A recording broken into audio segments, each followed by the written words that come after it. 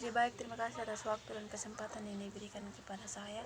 Kali ini saya akan menjelaskan atau membuat sebuah video untuk pemenuhan tugas mata kuliah riset kewirausahaan. Perkenalkan, nama saya Katrina Lembambaya, NIM 1119072. Judul yang saya ambil yaitu pengelolaan keuangan pribadi mahasiswa penerima beasiswa VDMI di Universitas Kristen Wirawacana Sumba.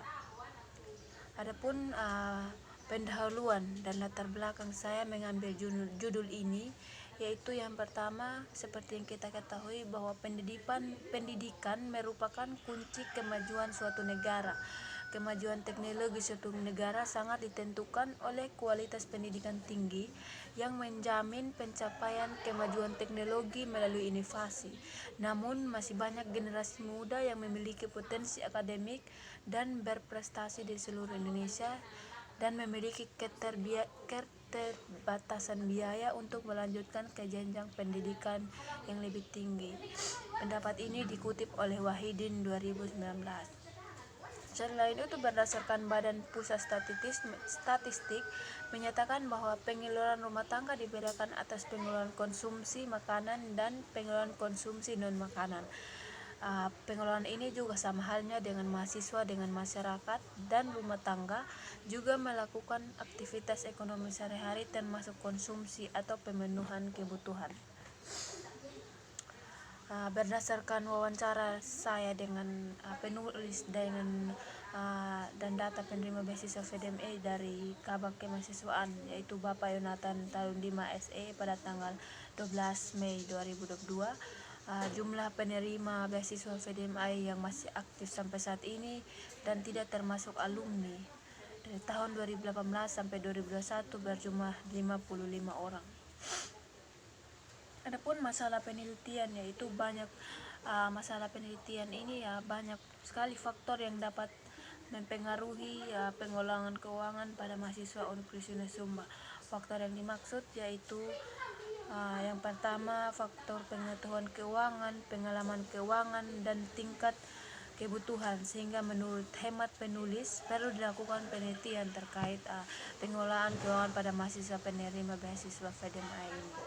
Yang kedua, persoalan penelitian. Jadi persoalan dalam penelitian yang saya ambil yaitu bagaimana pengelolaan pribadi mahasiswa penerima beasiswa VDMI di Universitas Kristen Wirawacana Sumba. Adapun tujuan penelitian ini yaitu untuk menganalisis bagaimana pola atau pengelolaan keuangan pribadi mahasiswa penerima beasiswa VDMI di Universitas Kristen Wirawacana Sumba. Dan yang terakhir, manfaat dari penelitian ini adalah semoga penelitian ini dapat menjadi referensi dan dapat bermanfaat bagi mahasiswa dalam mengelola keuangan pribadinya. Yang bab 2 yaitu tinjauan literatur. Jadi pengelolaan keuangan pribadi itu sendiri adalah diartikan sebagai proses bagaimana seorang individu atau sebuah keluarga dapat memenuhi kebutuhan hidup melalui pengelolaan sumber-sumber keuangan secara tersusun dan sistematis. Selain itu, ada juga yang mendefinisikan pengelolaan keuangan sebagai proses merencanakan keuangan termasuk keadaan dan sasaran keuangan guna membentuk dan melaksanakan rencana yang telah disiapkan. Jadi pendapat ini adalah pendapat dari Warsono 2010. Adapun sumber dan pengelolaan keuangan mahasiswa, yang pertama sumber keuangan mahasiswa, yang kedua keuangan mahasiswa, dan yang ketiga kebutuhan mahasiswa. Selanjutnya, metode penelitian. Yang pertama, jenis penelitian.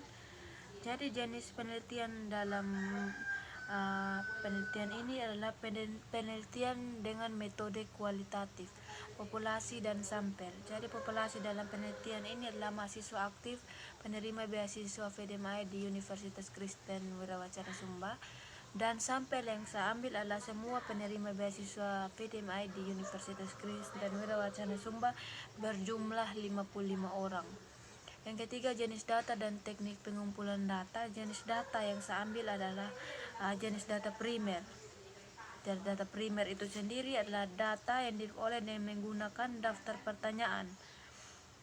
dan mengungkapkan bahwa data primer itu adalah data yang diperoleh atau dikumpulkan untuk meneliti secara langsung data dari sumbernya. Jadi saya dalam penelitian ini melakukan wawancara atau mengambil data secara langsung. Selanjutnya teknik pengumpulan data. Teknik pengumpulan data ini dilakukan melalui wawancara dan studi dokumentasi. Studi dokumentasi ini maksudnya pengumpulan data-data sekunder yang berupa dokumen-dokumen yang diperlukan. Contohnya dokumen dari artikel, dokumen yang dikutip dari jurnal atau buku.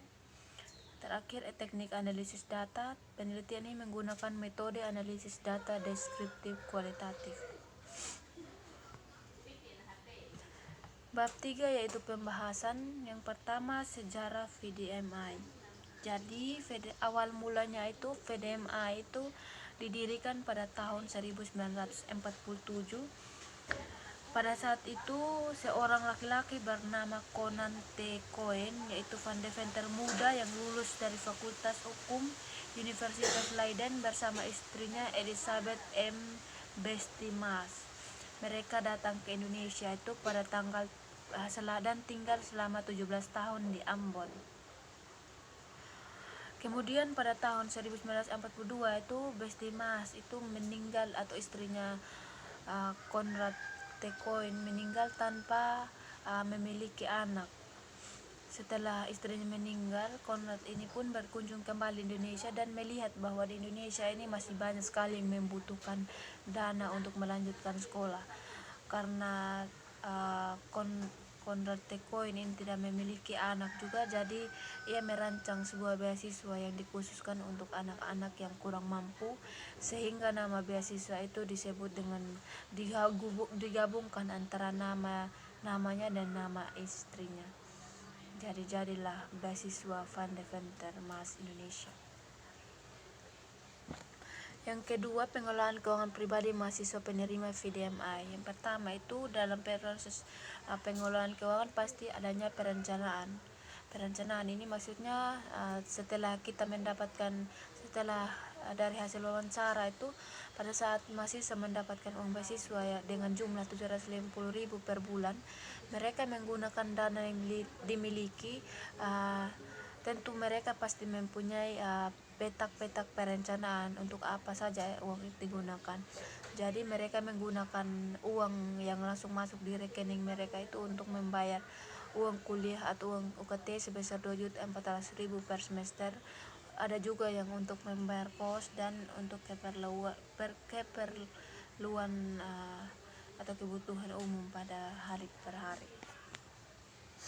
Yang kedua, pengorganisasian. Jadi pengorganisasian ini merupakan suatu kegiatan pengaturan pada sumber daya manusia dan sumber daya fisik lain yang memiliki perusahaan untuk menjalankan rencana yang telah ditetapkan serta menggapai tujuan perusahaan. Yang ketiga, pelaksanaan. Jadi berdasarkan hasil angket yang telah diteliti, dapat disimpulkan bahwa dari 54 mahasiswa yang diteliti, sebanyak 20 mahasiswa berhasil melaksanakan anggaran yang telah direncanakan, yang artinya mereka tidak masalah apabila terjadi kejadian yang tidak terduga, karena mereka sudah mempersiapkannya dan memiliki manajemen risiko. Selanjutnya, untuk mahasiswa yang belum bisa melaksanakan anggaran yang telah direncanakan dan belum bisa mengantisipasi kejadian-kejadian yang tidak terduga, artinya mereka belum memiliki manajemen risiko. Yang terakhir yaitu pengawasan atau controlling. Jadi controlling adalah kunci dalam manajemen.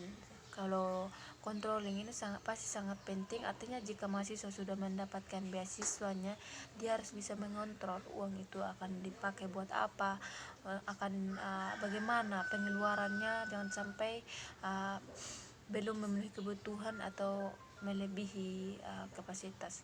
Jadi pengawasan dalam pandangan ini dilakukan untuk meluruskan yang tidak lurus, mengoreksi yang salah, dan membenarkan yang hak. Dalam penelitian ini sudah jelas bahwa pengawasan yang diperlukan yaitu pengawasan yang berasal dari diri sendiri. Artinya kita harus memiliki kesadaran dari diri sendiri tentang apa sebenarnya tujuan beasiswa yang paling utama. Dana yang dimiliki akan digunakan sesuai atau tidaknya, bermanfaat atau tidaknya itu tergantung pribadi masing-masing. Jadi yang terakhir yaitu penutup, yaitu kesimpulan berdasarkan hasil penelitian yang telah dilakukan tentang manajemen pengelolaan keuangan pribadi mahasiswa penerima beasiswa PDMI, dapat disimpulkan bahwa jika dilihat dari proses perencanaan yang dimiliki, akan ada perbedaan perencanaan keuangan dimiliki bagi mahasiswa yang memiliki sumber keuangan selain dari beasiswa dan mahasiswa yang hanya memiliki sumber keuangan dari beasiswa. Kedua, dilihat dari proses pengorganisasian. Jadi pengorganisasian yang dimaksud di sini yaitu pengorganisasian untuk diri sendiri. Jadi semua dana yang dimiliki oleh mahasiswa harus diatur agar penggunaannya sesuai dengan apa yang telah direncanakan dan tercapainya tujuan yang telah ditentukan dari masing-masing mahasiswa. Selanjutnya yang ketiga itu jika dilihat dari proses pelaksanaan, bagaimanapun caranya seorang mahasiswa harus bisa melaksanakan rencana penggunaan dana yang sudah dibuat. Apapun jika terjadi suatu masalah, maka seorang mahasiswa harus memiliki rencana lain guna tercapainya tujuan yang telah dibuat.